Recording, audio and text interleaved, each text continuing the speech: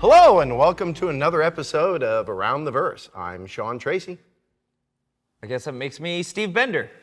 Something like that. Yeah, I really can't believe they let us keep doing these things. So let's switch it up. You and me both, buddy. I can see it better on this side, it's just a little better angle. Hold on. Whoa, jeez. Well, in today's episode, we'll continue investigating the soon-to-be unleashed new flight model and take a look at the development of Arccorp and its moons. But first, it's community time. You're darn tootin' it is! The Addicted Gaming community recently put their dogfighting skills to the test, engaging in a battle above Cryo Station. Yeah, it was actually pretty awesome. Totally tubular. Bodacious, even. I couldn't have said it better myself, Sean. Last week, we saw how Gravlev vehicles will perform in our new flight model. Let's keep the party going with systems designer Andrew Nicholson. And hosting this party, he's here to tell us about how controls in general are going to work when the new flight model goes live. Take it away, Andrew. We were really lucky with CitizenCon and having people actually turn up and play the game. We provided a demo of the flight control changes. So we've had some time post then to just look at all of their feedback and address some of the main problems we had. The fundamental major one was people's issue with the HOTAS control on the throttle. It became clear that it was really unintuitive to ask players to push the throttle forward to apply full retro thrust. So we made quite a simple change to just invert that. You'll have to apply a switch into like a retro thrust mode if you're playing with the half throttle control. Like we kind of split it into two types. There's like the full, which would be the omnidirectional throttle, but by default we're going to be half throttle. So maximum 100% is a full forward thrust. Flip to the inverse of that, you'd now be applying 0% throttle to apply maximum retro thrust, which sounds more complicated than it actually is. So another thing that came out of the feedback was it was a little bit of a shock when we suggested we'd remove the space brake from the list of actions available. We spoke to the backers on the floor, and it made it clear that it was something that we'd really miss, especially with decoupled flight players. So we just reintroduced it. Simple as that, really. Finally, there was a little additional extra we added as a little quality of life piece. We've had a few bits of feedback on decoupling and how we could do that a little bit easier. So we've gone ahead and implemented a simple hold for the action now. So rather than a toggle, it's a hold, and it sometimes helps me to make maneuvers, I find. If you hold the button and release it, it's a little bit quicker and easier to use. We're looking forward to the players finally getting their hands on all these controls because there are a lot of changes. Now, let's head over to Arccorp and see how the planet is progressing.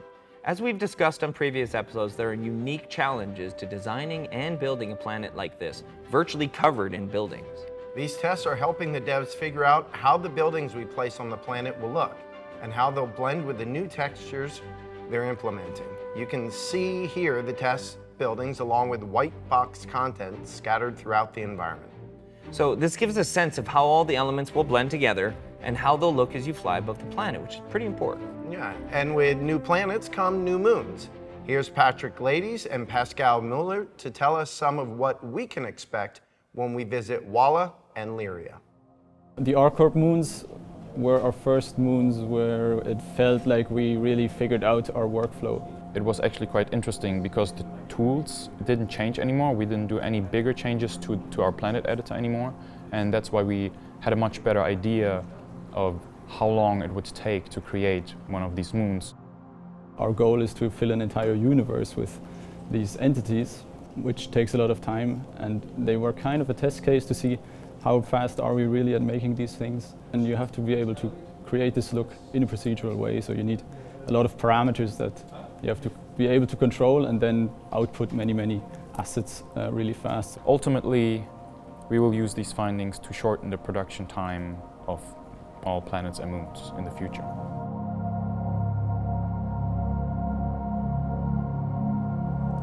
So Walla was done in a fairly short amount of time. It took us around 4 weeks. So we used very procedural workflows for everything that we needed for the moon. We tried to repurpose a lot of assets that we already had, tried to give them a fresh look. And one thing that's very special about Voila is these minerals or crystals. These minerals are basically what's gonna drive this planet.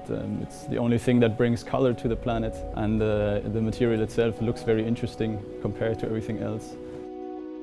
After we did our first iteration with a procedural tool, we decided to do more of manual work on them. So for example, the crystals were made with a tool called ZBrush. Very manual work, so you start off with a very primitive shape, and it's basically a lot like clay modeling, but on the computer. And this process usually takes a lot longer because everything has to be done by hand, so then you have one crystal, and of course you need variations of these crystals. So of course we always try to be as time efficient as possible, but if we feel it is worth it, we are more than willing to put in this extra time and make sure that we really polish this part of the universe.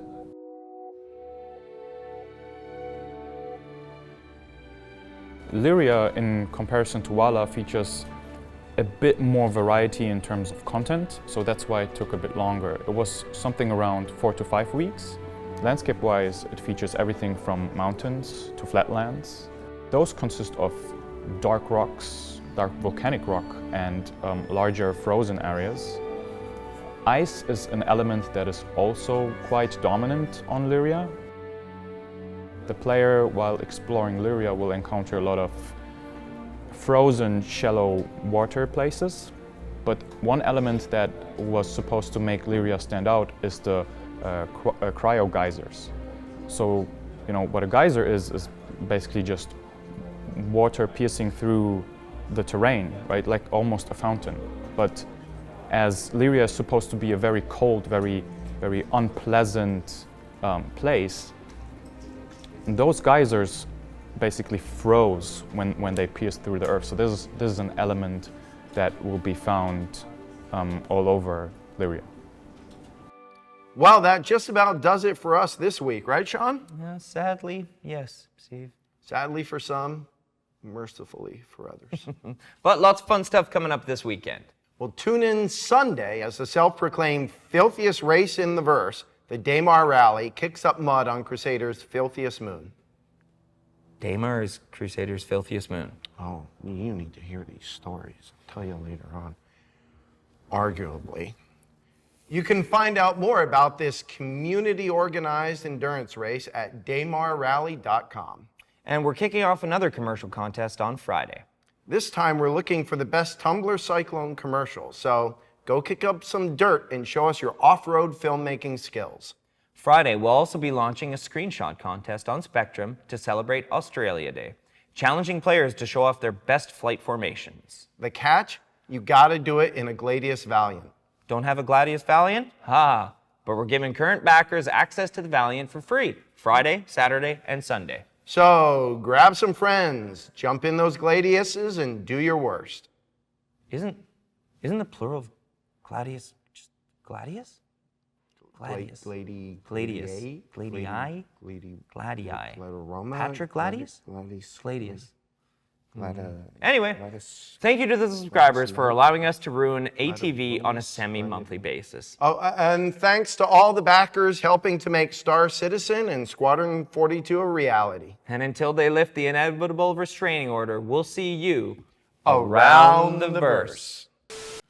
Oh, thanks, guys. You know, it's weird. I'm still just a game developer. It's kind of weird doing this, reading a teleprompter.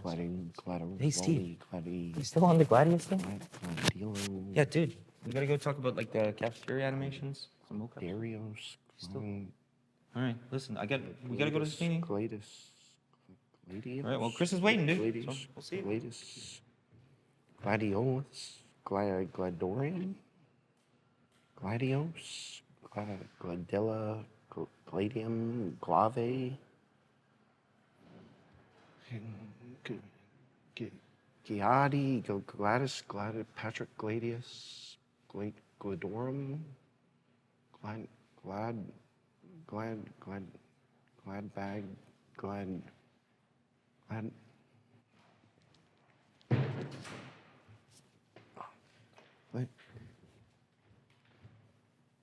Hey Siri, what's the plural of Gladius? Okay, I found this on the web for what's the plural of Gladius. Well, we've been pronouncing it wrong the entire time.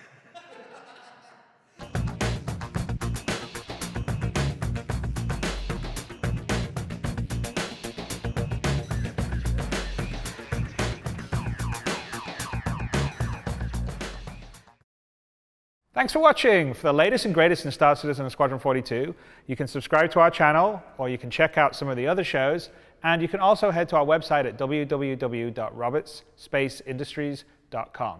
Thank you very much for watching.